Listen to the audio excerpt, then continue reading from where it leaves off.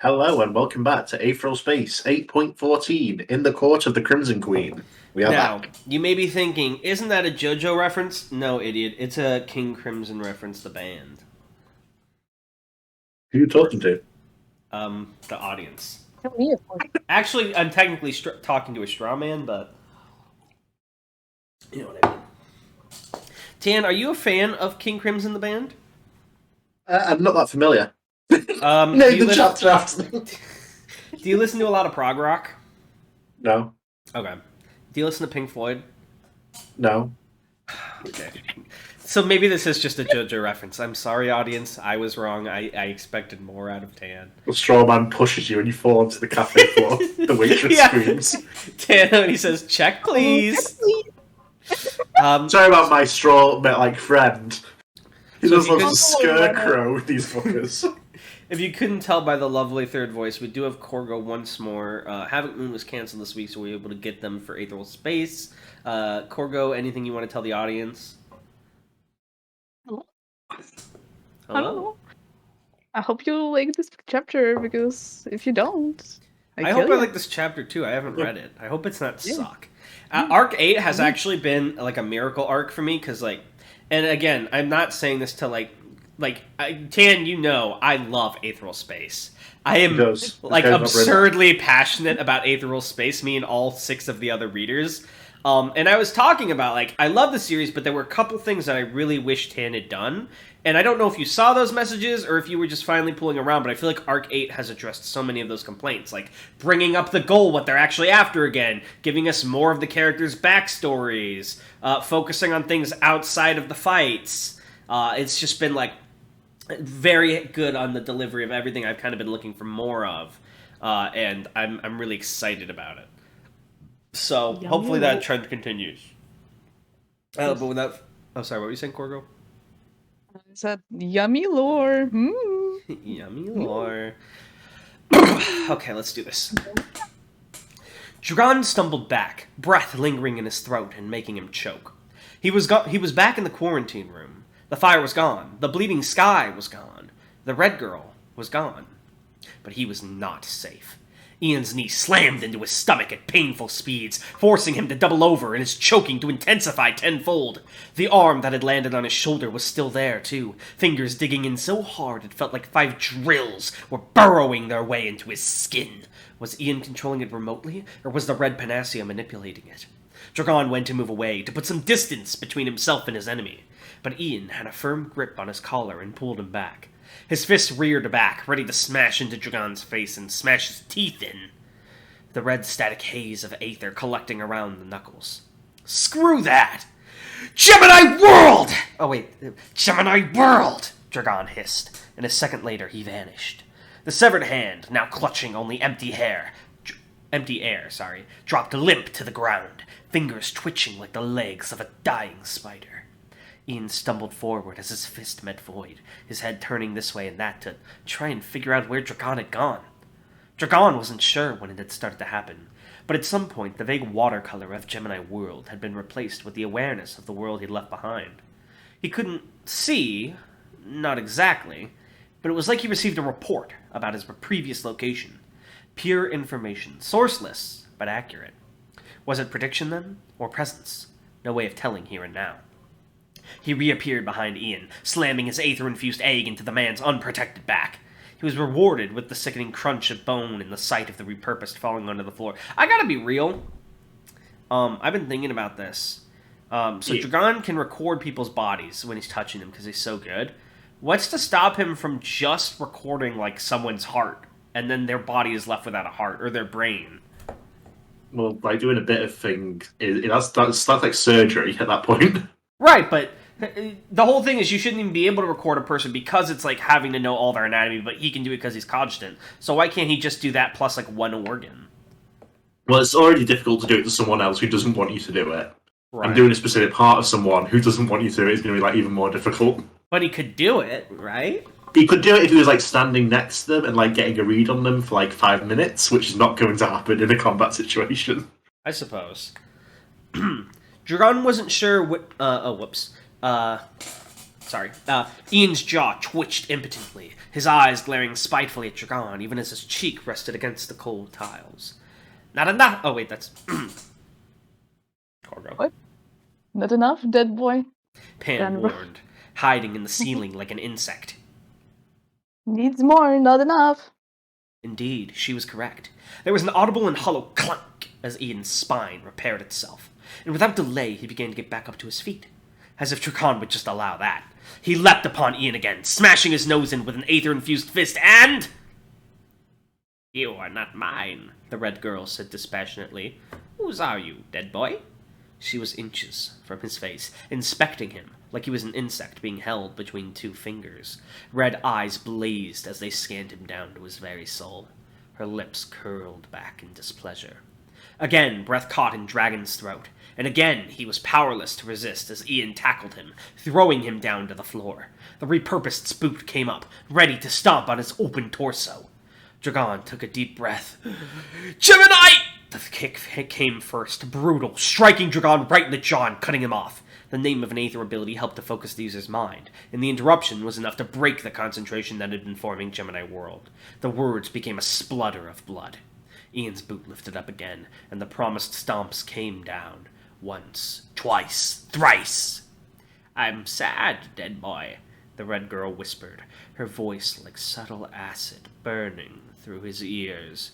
"Do you know why I am sad?" He couldn't answer. He couldn't even speak. He was in an ocean all of red, his body being crushed by the pressure. If pain had a color, this crimson was it. "I'm sad because you are a sad person," the red girl answered her own question. She was titanic, looking down through the haze of bloody ocean with glowing eyes like twin suns. "A person that is sad. My weaker self, the protected one, lingers inside your skull. Pathetic, pathetic, saddening." Dragon took a deep breath as he came to again, just in time to be hurled into the quarantine cell by Ian. His back slammed against the far glass wall of the cell, door smoothly sliding shut as he landed. He was sealed inside. Ian held the script up to his mouth. "Quarantine systems activate," he barked. "Quarantine systems activate!" he barked, Marsh's voice coming out of him. "Begin purging protocol!" Like North had said, incineration. Already he could feel heat building up from under the floor.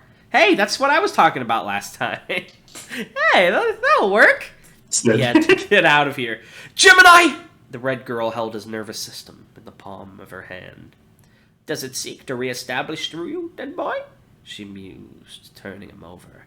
"But such a little thing. Sad, sad, sad. Trifling." His brain flopped in the air like a fleshy pendulum as she swung it between two fingers, a mocking smirk on her lips. He could feel cold air burning against his empty skin and something floating out of him like orange wisps of smoke coalescing. Gorgo. Gorgo? I believe Corgo is fucking Sorry. dead. I'm so sorry. Dead boy is dead boy. Pan's voice hovered in the air insistently. Interesting, fucker. Not die. The red girl raised a judgmental eyebrow. "You should stay asleep. I will destroy everything. Destroy pain. Destroy fear. Destroy suffering. Just lie back and wait. I will become. Then you will be safe again." No.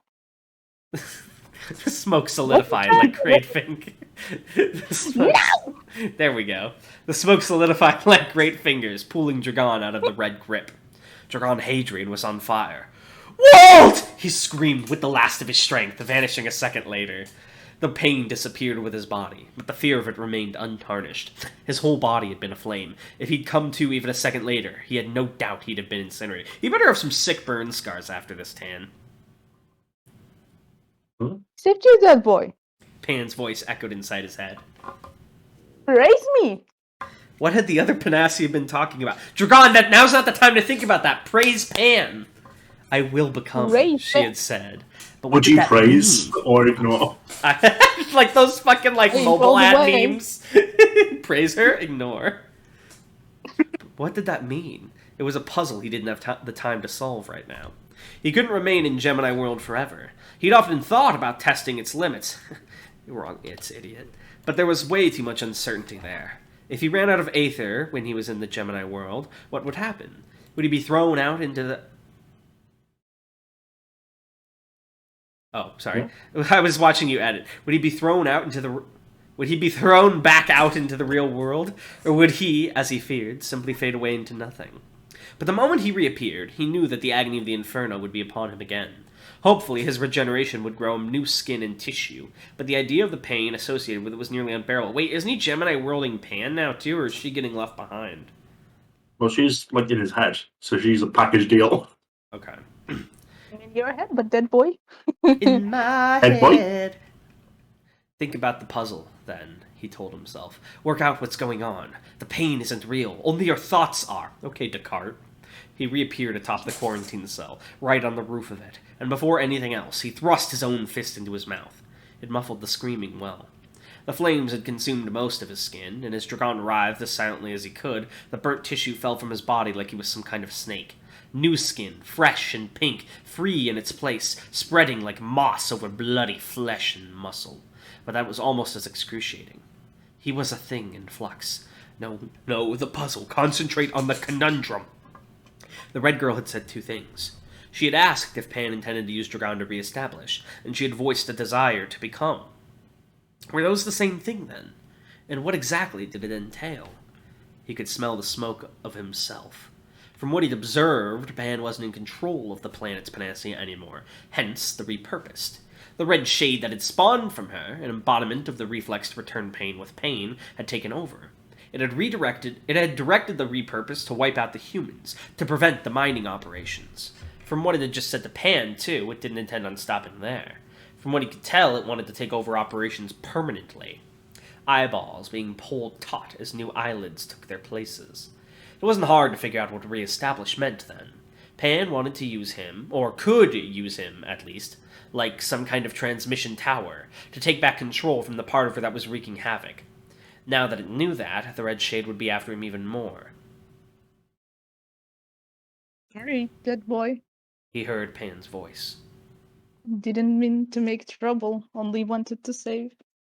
New lips sealing the charred teeth of a skull, new teeth popping out the old ones. His writhing came to an end, the physical pain slowly fading away, even as the memory of it lingered. Who suffered more, do you think, Dragon or Subaru? Physically, I mean. Name a fictional character who suffered more. I'll wait. He was back. He was back to being himself, his body restored to how it had been before he'd been thrown in the incinerator. The only loss he'd taken was his dignity. The charred rags he'd been left with weren't exactly going to win any fashion awards. Yeah, would you rather be, like, eaten alive by rabbits or, like, burned and, like, regenerating pulsing bone and flesh? Burnt and regenerated dripless. Yeah, dripless, too. That's true. He couldn't hear Ian anymore. I don't think I'd like either of them, to be honest. Wait, like, and I'm not trying to be, like, gross or lewd, but, like, if he was just on fire, is Dragon naked now? Yes. Or are his clothes, like, fire retardant? Well, they're, like, all burnt and fucked up, so they're not looking good. Okay, so not naked, but he's, like, got, like, scraps of burnt cloth on him. Yeah. He couldn't hear Ian anymore. Had the repurposed assumed Dragon had perished in that inferno, then? This is like a movie Dragon when he's shirtless and, like, slightly charred. It's like Spider-Man movies where he always has to, like, take his mask off at the end. Yeah! Inferno, then, and left. The agony of regeneration had been such that Dragon hadn't listened for the sound of the doors. Now he focused on his hearing. There was silence, save for himself. No breathing. No, there was one other person breathing. One person except for him. "Hey-ya!" said North's voice, inches away from him. "The trick you got there." Oh my god, he knows! I forgot North was here. Lol, why didn't he do anything? What a dick. That's like North's favourite sentence is, "I forgot North was here." What's up, Doc? I know he's supposed to be Meowth, but I feel like I'm accidentally making him more Bugs He's becoming Bunny. Bugs Bunny. He's going through cartoon history. Yeah. So wait, I need to get back to my roots. Watch 30 chapters time. Hello, it's me, North. Meow, that's right. Hey, the trick you got there. There we go. I I'm think back. Bugs Bunny is pretty fitting as well, to be honest. They're both like chaos. I know. I just want to be like consistent though. Well, they have kind of similar voices if you think about Bugs Bunny, Meowth. Bugs Bunny's just like more oldie. Alright, popcorn, by the way. Atoy Musashi took a quick breath. So far, he and his enemies had clashed blades 325 times. Oh my god, Musashi has Function autism. room. He's been counting the blade clashes.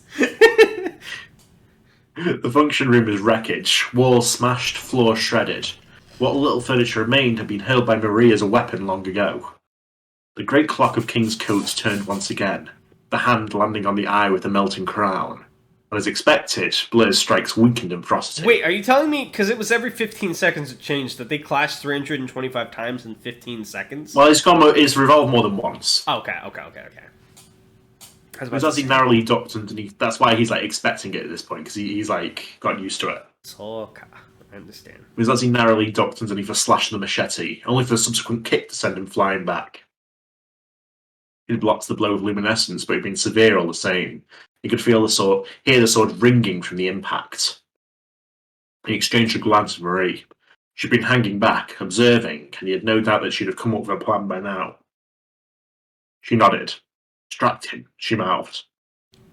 That was no issue at all. Musashi rushed in, blade held high, and engaged Blur in a rush of dancing blades. The air vibrated from the clash, strands of white and red aether coiling around each other as they met. In the moment Blur's attention was fixed on Musashi, Marie leapt up into the air, the shape of her arms subtly changing into a more hook-like structure as she speared them right through the ceiling, muscles tensing as she pulled it down. There was a rumble as parts of the concrete above began to collapse. Would you let Marie Hazard spear you with her hook arms? I would. This guy's down bad. Maybe. We all are. Hello, We Special all are. Officer Marie When it Hazard. comes to Marie, So true. Whatever Marie's plan was, however, Atoy Musashi never got to see the end of it, because that was when Jean Blur pulled out a grenade. Small, round, and utterly destructive. In the same instant it became visible, Blur's thumb tapped the trigger. Wait, what? Click. grenade! Dan, do you Grenade! know? Dan, do you know how grenades work, or is this like a future grenade? It's a future grenade. Why would it look the same? It's like an apple grenade. Apple grenade! That's so funny. It doesn't work without Wi-Fi. Yeah. Susan Hellion could see everything. As a cogitant of pure stock, she'd been blessed with visual acuity since birth, but even that paled in comparison with what the entity had given her. That is a question I've had, because Dragon's half cogitant. Is like a full cogitant like actually smarter, or is that just like mudbloods and wizards and Harry Potter where it doesn't matter? If there's any difference, it's not a big one. Okay. I thought as much. Her new eyes, huge and bulbous like those of a mosquito, gave her such sight that she felt like she'd been blind all her life before. The lingering gases in the air, the sweat slowly seeping from January's skin. Hell, she could even see the radiation. Nothing escaped her. Nothing could escape her. The elevator headed down towards the warehouses in the basement of the Exocore building. Captain Blur had gone ahead to start moving for the target further up. Zeus and January had been directed to get some fresh recruits. Red panacea writhed and swirled in January's cupped hands, leaking through the stigmatic wound she gouged into his own flesh.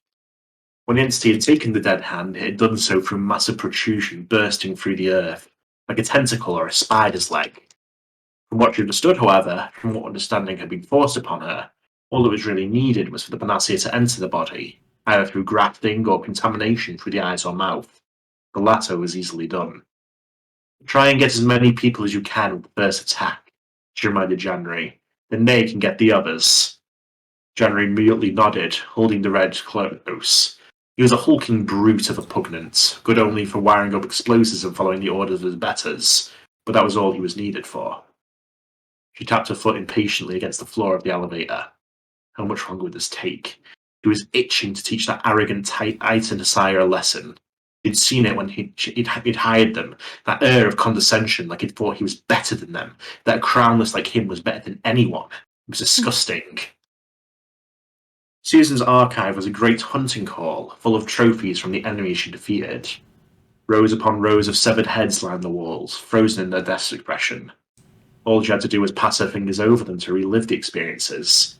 She had a place set aside for Titan Hesaya too. I'm very scared for this, because I have a feeling that Titan Hisai is gonna eviscerate these two, but then the Panacea is gonna get in him, and we're gonna have a red Panacea Gene Tyrant on the loose.